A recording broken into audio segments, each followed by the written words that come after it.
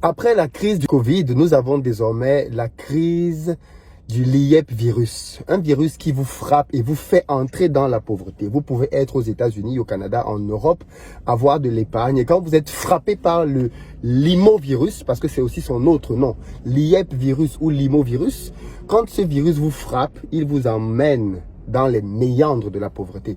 En réalité, plus je creuse, plus c'est profond et plus c'est grave. Ce qui se passe avec l'IEP Limal est beaucoup plus grave quand je ne le pensais au départ. Au départ, j'ai pensé que c'était une entreprise, comme d'autres en réalité, qui avaient mis sur pied un système de Ponzi. Ce ne sont pas les premiers à avoir fait ça et qu'il fallait simplement dénoncer. Mais plus je creuse et plus je me rends compte qu'en fait, le cas l'IEP Limal met quand même en évidence un certain nombre de problèmes très importants. Et je voudrais parler de l'un d'entre eux dans cette vidéo. Pourquoi c'est très grave? Parce que figurez-vous que dans le cas de l'IEP Limal, on est quand même avec une entreprise qui a eu plusieurs sommations d'arrêter ses activités. La première, on l'a eu en octobre 2020. Écoutez très bien ce que je vais vous dire maintenant et vous allez comprendre pourquoi c'est très grave.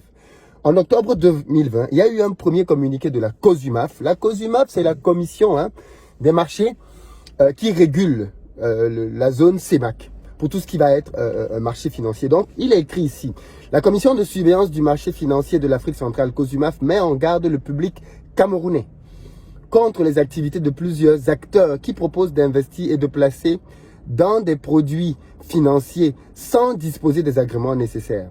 Ci-dessous la liste de quelques sites internet récemment identifiés comme offrant des produits d'investissement sans autorisation de la COSUMAF. Et donc, on a en deuxième position GIT, l'IEP Limal. En troisième position, on a GTX Invest. En quatrième position, sous des entreprises que je ne connais même pas. Cinquième position, Petron Pay. Ensuite, Make It Invest. Pourquoi est-ce que je vous cite les autres personnes dans la liste? Parce que la plupart de ces entreprises-là ont fermé depuis. On s'est rendu compte que c'était des Ponzi. Elles ont fermé. Plusieurs de ces dirigeants ont été mis aux arrêts. Et certains d'entre eux croupissent dans des cellules aujourd'hui. Bien évidemment, avant de partir, ils avaient déjà engrangé beaucoup d'argent. Mais, quelques jours après la circulaire de la COSUMAF, le ministre des Finances du Cameroun a pondu le 29 octobre 2020 un communiqué très connu, très célèbre sur la toile. La date est très importante.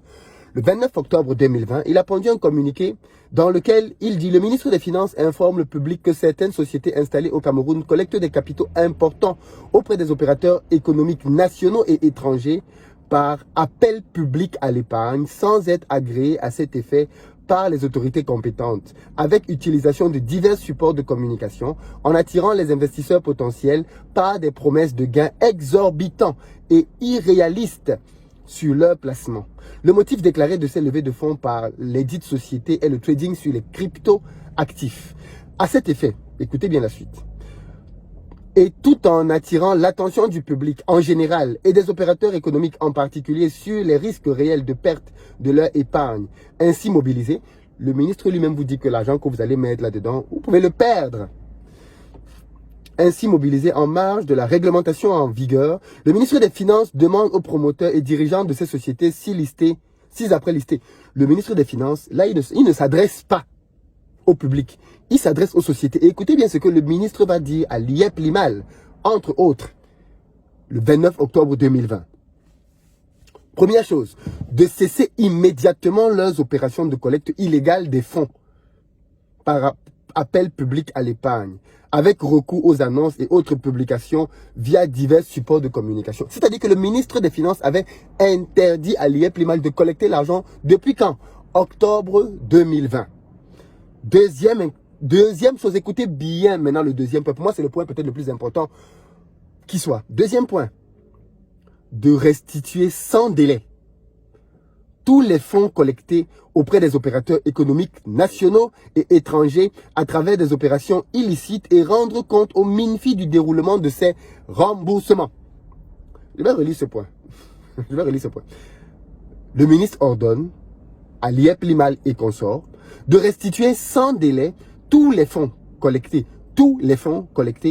auprès des opérateurs économiques nationaux et étrangers à travers ces opérations illicites et rendre compte au MINFI du déroulement de ces remboursements. Troisième point, d'arrêter toute forme de publication, communication ou publicité en rapport avec ces placements sur les crypto-actifs. Il s'agit des entreprises suivantes. Académie des investisseurs africains, Global Investment Trading, GIT, donc l'IEP Limal, GTX Invest, Make It Invest, Obasi Communication, Divines Auto Électronique, Saga Sal, Cameroon Invest, Regel Cameroun, Sairu Africa Lift, Mungano Invest, Petron Pay Cameroun, Unique Finance, Crifat, Fortune Investment and Wealth, High Life International Cameroun. Voilà les 17 entreprises qui, depuis le 29 octobre 2020, étaient interdites d'exercer. Pourquoi est-ce que c'est extrêmement grave? Premier fait. Premier fait. Au moment où ce communiqué est sorti, en octobre 2020, l'IEP Limal n'avait même pas 100 000 souscripteurs. Vous comprenez ce que je dis? L'IEP Limal se revendique aujourd'hui d'avoir 300 000 souscripteurs.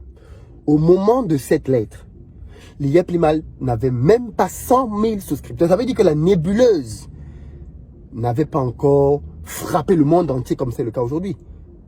Donc s'ils avaient écouté et s'ils s'étaient arrêtés à ce moment-là, ils n'auraient eu qu'à rembourser les moins de 100 000 souscripteurs qu'ils avaient. Ce qui en réalité n'aurait pas dû être un problème pour eux puisqu'ils disent que chaque fois que vous leur donnez l'argent, ils le multiplient par 365 sur les marchés financiers à raison de 1% par jour. Donc, s'il faut juste vous remettre votre argent, ils devraient sauter sur l'occasion et garder tous les bénéfices qu'ils ont fait avec votre argent. Ils n'ont pas fait ça. Mais ce qui m'interpelle quand même, c'est qui est derrière ce communiqué. La COSIMAF, on peut se dire c'est un organisme d'Afrique centrale, sans réelle emprise sur l'économie. Mais la personne qui a écrit ce communiqué, ce n'est rien d'autre que lui, Paul Motazé. OK? Et lui, c'est le ministre des Finances au Cameroun. C'est quelqu'un d'extrêmement puissant. Quand on prend la hiérarchie d'un gouvernement, le ministre des Finances est dans le top 5 des personnes les plus importantes du pays. Quand vous enlevez la défense et peut-être comment on appelle ça, le ministère en charge peut-être de tout ce qui va être le droit à la justice. Quand vous avez le droit et la justice, je pense que les finances viennent tout de suite après. Donc c'est l'un des ministères les plus importants et peut-être même que pour certains, vous allez estimer que les finances sont plus importants que la justice. Donc c'est quelqu'un d'extrêmement important et d'extrêmement lourd dans un gouvernement. Voilà quelqu'un qui interdit des structures de fonctionner et derrière, l'IEP Limal a continué. Et ça, c'est un affront direct. l'IEP Limal a continué. Et c'était l'une des raisons pour lesquelles il y a de cela à peu près un an, en mars de l'année dernière, j'avais fait une série de vidéos pour dénoncer ça. Parce que je me disais, mais attendez un peu. Pendant que le ministère demande d'arrêter les activités, l'IEP Limal ne fait que continuer de reprendre l'argent des gens au vu et au su de tout le monde. Qu'est-ce que c'est que cette république dans laquelle même les propos d'un ministre, aussi important soit-il, ne sont pas exécutés? Pourquoi est-ce que, suite à cette circulaire, ce communiqué, l'entreprise n'a pas exécuté les ordres qui lui ont été donnés? Et ceci m'amène donc à un autre point. Vous savez, quand on a fait les lives l'année dernière, et il faut le dire, il y a une telle défiance vis-à-vis de nos gouvernements en Afrique que les gens en sont arrivés à ne plus comprendre ce que c'est qu'un État. On peut bien évidemment ne pas être d'accord avec la gestion de nos pays. Je suis le premier à critiquer beaucoup de choses. Et ça, vous le savez. On peut ne pas être d'accord avec, je sais pas moi, X, Y chose au pays. On ne peut ne pas être d'accord avec le président, avec un ministre. On a le droit de ne pas être d'accord. On est en démocratie. Du moins, supposé être démocratie. Mais il doit quand même demeurer une base, un minimum. Et il y a un exécutif qui gère le Cameroun. Que cet exécutif nous plaise ou pas. Il y a un exécutif qui gère le Cameroun. Et voir un citoyen lambda traîner je sais pas moi, s'asseoir sur l'exécutif comme ça, ça fait bizarre. Quand on sait que les services secrets camerounais sont extrêmement efficaces, notamment quand ils cherchent quelqu'un, vous ne pouvez pas vous cacher au Cameroun, hein, c'est impossible. Même si vous êtes dans, je sais pas, n'importe quoi, on va vous retrouver. Donc, il est impossible que Émile Parfait Sine se cache des autorités camerounaises. Donc la question qu'on peut se poser, c'est pourquoi donc ce monsieur, jusque-là, continue de prendre l'argent des gens? Pourquoi n'a-t-il pas été interpellé comme les autres? Pourquoi n'a-t-il pas donné comment j'appelle ça? Pourquoi n'a-t-il pas remboursé, comme la circulaire du ministre le précise? Maintenant, l'une des raisons pour lesquelles il n'a pas fait ça, il faut le dire, hein, une grande partie des personnes dans la diaspora ont dit, nous voulons mettre notre argent là-dedans. Et quand on leur a dit, mais l'État du Cameroun demande qu'ils arrêtent leurs activités, vous savez ce que les gens ont répondu? L'État du Cameroun, c'est qui? L'État du Cameroun, ce sont des corrompus. Depuis quand est-ce que l'État du Cameroun a dit quelque chose de vrai? Souvenez-vous, je n'ai pas besoin d'être pro-gouvernement pour rappeler ce fait. C'est très important. Et je ne le suis même pas, de toutes les façons. Je ne suis pas ici là pour faire la promotion ou XYZ du gouvernement. Ce n'est pas l'objectif de cette vidéo. Mais je veux remettre chacun face à ses responsabilités. J'ai beau ne pas être d'accord avec le gouvernement du Cameroun. Si le gouvernement du Cameroun m'envoie une interpellation, une injonction, je respecte la loi. Il y a un gouvernement et il y a un exécutif. Et ceux qui ne veulent pas de ce gouvernement-là, il y a des canaux pour pouvoir faire des alternances politiques.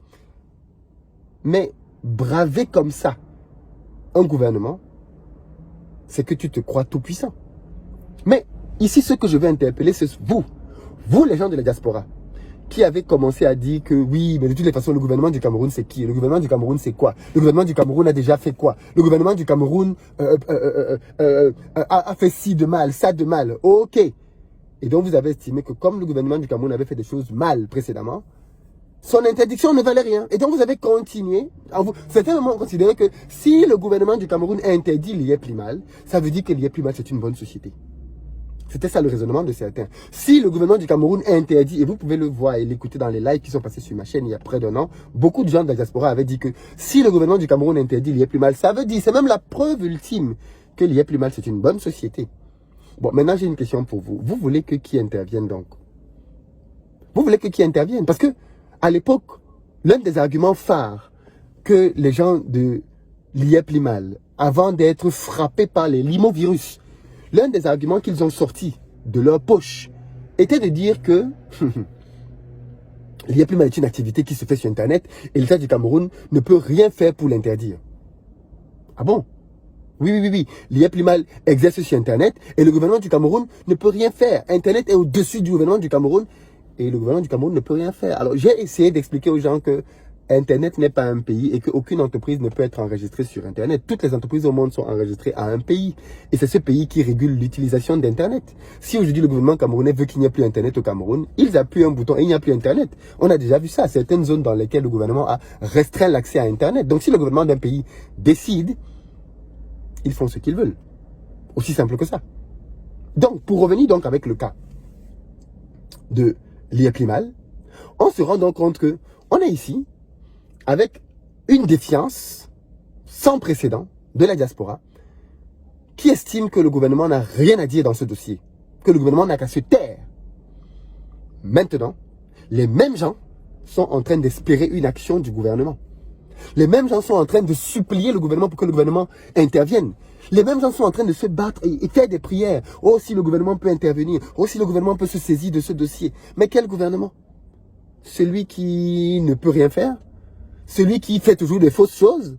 Aujourd'hui, vous vous remettez au gouvernement que hier, vous avez décrié et crié en disant qu'il ne peut rien prendre comme décision intéressante. Bon. Ceci pour simplement dire aux uns et aux autres que quand on a envie de faire quelque chose, il est très difficile qu'on fasse changer d'avis à quelqu'un en réalité. Quand quelqu'un veut faire quelque chose, il trouve des raisons pour justifier qu'ils doivent le faire. Aussi simple que ça. Et c'est ça la réalité en fait. Et ça c'est la force du limovirus. C'est que toi-même tu deviens la personne qui défend le virus. Et tu trouves des raisons pour dire que le virus fait un bon travail. Que le virus n'a même pas encore assez travaillé. Et que le virus doit bien te pénétrer. Et donc maintenant que le virus est en train de te tuer, qu'il est en train de t'amener dans la pauvreté, tu te souviens du gouvernement. Et tu espères que le gouvernement agisse. Mais moi, je veux aussi interpeller les autorités camerounaises. Parce que je pense que le cas de l'IEP Limal n'est pas normal. Il n'est pas normal que dans une république, un ministre du poids du ministre des Finances demande l'interdiction d'une société, demande le remboursement de des souscripteurs de cette société. Et que derrière, certaines sociétés s'exécutent. Parce que certaines se sont exécutées. D'autres ont arrêté de collecter l'argent dès cet instant-là. D'autres ont remboursé. D'autres sont allés aux arrêts. Et puis qu'il y en ait d'autres qui fassent fi de ça et qui continuent librement de travailler. Alors, j'ai appris que si la circulaire n'a pas été mise en œuvre, c'est parce que le promoteur aurait arrosé beaucoup de personnes. C'est ce que j'ai appris. Vrai ou pas vrai, j'en sais rien. J'ai pas de preuves contre ça, donc je peux pas me prononcer là-dessus. Mais en tout cas, les gens disent, et des gens bien informés en tout cas, disent qu'il aurait arrosé beaucoup de personnes. Mais vous savez, dans ce pays, il y a des gens aujourd'hui qui sont en prison qu'on n'aurait même pas imaginé dans les songes les plus fous qu'ils auraient pu faire la prison. Quand vous allez aujourd'hui à Konengi, vous avez des gens comme Marafat, qui aurait pu imaginer un jour que Marafat puisse aller en prison. Vous avez des gens comme, comment on appelle, je dis des gens extrêmement puissants qui aujourd'hui sont en prison. Et moi, ça me désole. Ça me désole. Et j'espère vraiment que ce cas de figure va vraiment nous assagir pour que la prochaine fois que quelqu'un va débarquer comme ça avec un projet comme celui-là, ben, qu'on ne va pas laisser passer. Et puis j'espère aussi que les autorités vont se faire respecter et faire respecter simplement le pays. Quel est ce pays dans lequel les autorités les plus importantes prennent des décisions qui ne sont pas exécutées? Donc non, je pense que il est important que la loi s'applique et que les autorités du Cameroun jouent leur rôle, simplement, et que l'on enquête. Maintenant, si au terme de l'enquête, les autorités se rendent compte qu'il n'y avait rien d'illégal, parce que c'est peut-être le cas de certaines de ces entreprises. Les autorités ont enquêté et se sont peut-être rendues compte que les entreprises n'en ont rien de mal. Et si c'est le cas, qu'on informe donc l'opinion publique et que l'on lève l'équivoque sur ces entreprises-là qui ont démontré qu'elles sont clean. Mais que les autres, celles qui ne le sont pas, que les autorités fassent leur travail. Aussi simple que ça. Mais je prétends aussi à préciser ici que la COSUMAF s'est fendue de plusieurs communiqués contre plusieurs entreprises. Jusqu'en 2021, jusqu'à récemment même, la COSUMAF n'a cessé de faire des communiqués pour rappeler que l'IEP Limal et d'autres entreprises qui continuent de prendre l'argent des gens ne sont pas habilitées à travailler et il faudrait qu'elles arrêtent. La COSUMAF a fait ce travail à plusieurs reprises, mais la COSUMAF n'a pas des moyens pour forcer les gens à s'exécuter. C'est au gouvernement de pouvoir le faire. Aussi simple que ça. Donc voilà un peu l'état aujourd'hui des choses et j'estime que c'est très grave. C'est vraiment très grave. Et la suite, les prochains jours seront décisifs dans ce dossier. Vraiment décisifs.